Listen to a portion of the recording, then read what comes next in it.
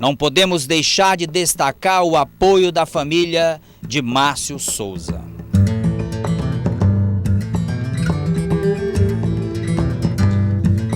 Além da equipe técnica que eu trouxe de São Paulo, eu tive muito apoio da minha família, especialmente do meu pai. Meu pai era uma figura muito especial. Todos os pais são especiais para os seus filhos.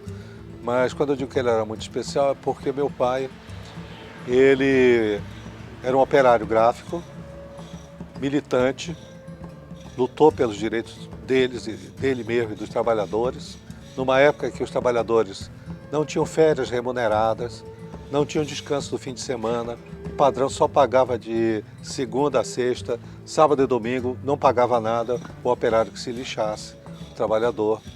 Então meu pai fez parte do sindicalismo dessa época, que lutou e conseguiu reverter e melhorar as condições dos trabalhadores no Brasil.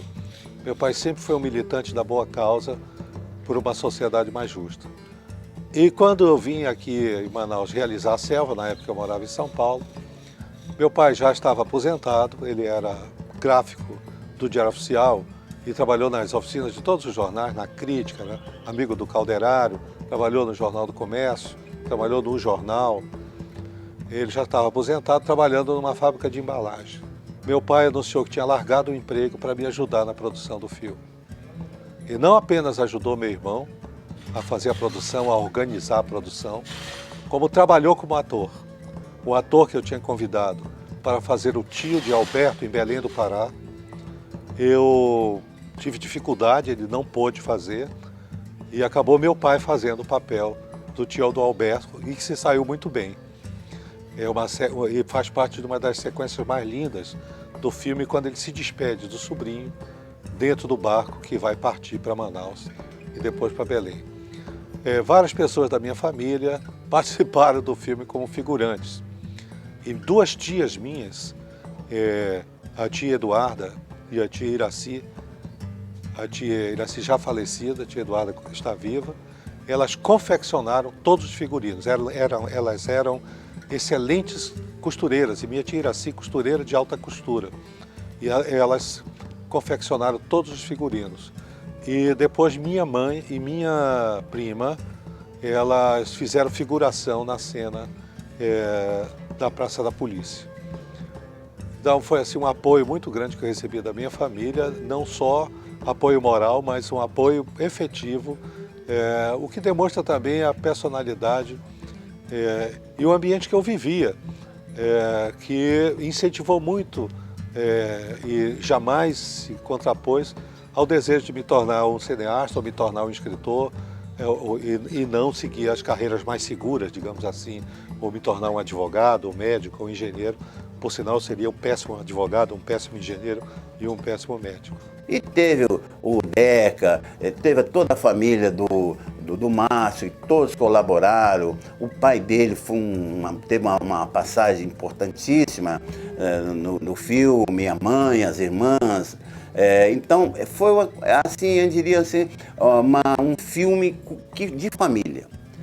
Eu tive a oportunidade na época de pegar colegas meus de faculdade, né, e na cena final eles aparecem, então, e foi uma alegria muito grande eu rever os meus colegas, inclusive apanhando, porque foi uma luta, né, eles tentando fugir, né, e os capangas não deixavam, então foi uma cena assim muito interessante. Eu acredito que esse filme vai ser marcado por essas situações. Foi um filme amazonense, feito por amazonense. Naquela época a coisa era muito mais empolgante, primeiro porque eram filmes, né, no celulose. Então, para você conseguir um filme era uma dificuldade, você tinha que ter convênio com as embaixadas, convênio com o Museu de Arte Moderna do Rio de Janeiro, com a Cinemateca do museu. Enfim, era uma dificuldade muito grande, mas isso fazia com que as pessoas se empolgassem, porque cada um participava dando um apoio aqui, o outro com uma ideia dali. E hoje não, hoje você tem DVD, eu acho que isso popularizou muito, você tem toda uma linha de filmes em DVD, em que as pessoas se individualizaram, né? Com o DVD você leva o filme para casa, você passa numa locadora, aluga, ou você vai numa loja, compra o filme, leva para casa e você assiste na sua casa e você não procura mais discutir, nem bater papo sobre aquele filme que você assistiu, etc. Então eu acho que aquela efervescência era porque você, quando conseguia, por exemplo, um filme do Antonioni, você levava para um auditório e reunia lá 50, 60 pessoas interessadas em assistir o filme, que quando terminava de assistir você ia discutir o filme, discutir a fotografia, discutir a cenografia, discutir, enfim, as locações do filme, o enredo, o conteúdo do filme. E hoje não, hoje você não consegue reunir mais pessoas para assistir um filme. Você fica restrito à sua família, ou à sua esposa, enfim, você se individualizou bastante. Ao contrário da Selva, que revelava pela primeira vez ao Brasil o mundo do seringal, um mundo completamente desconhecido. O filme teve uma carreira grande nos cinemas brasileiros e teve estreias em cinemas muito especiais.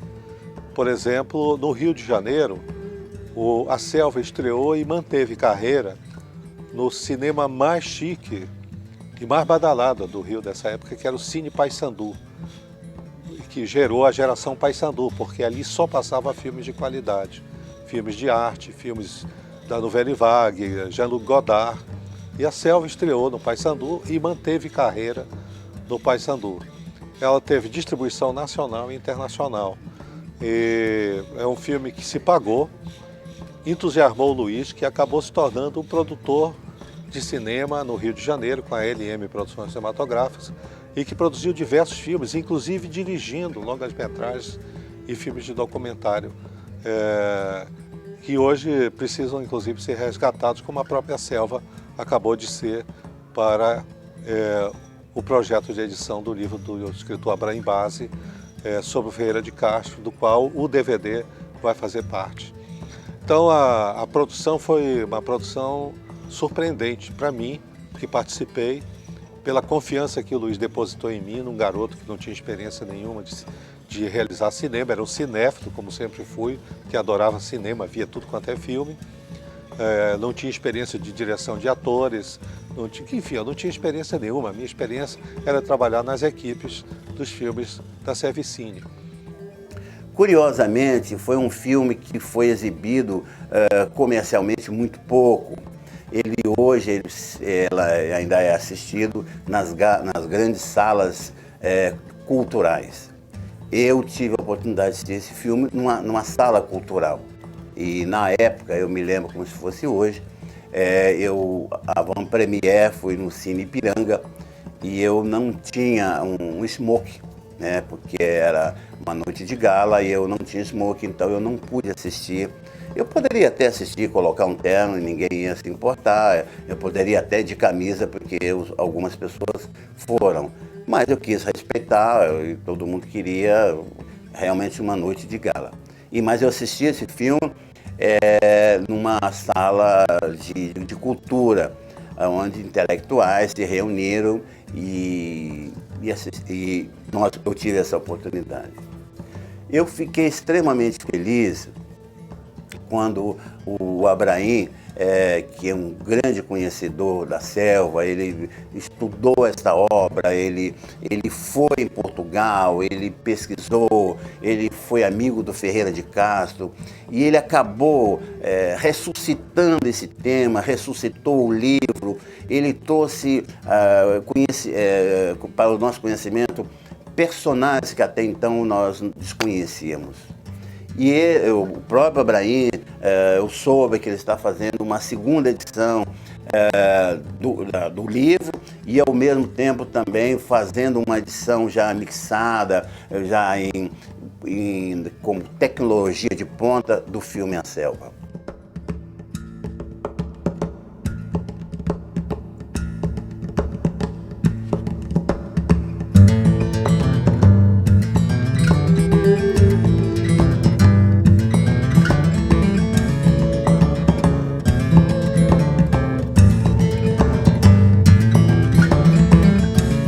A ousada produção do filme A Selva ganhou as telas de cinemas nacionais e internacionais.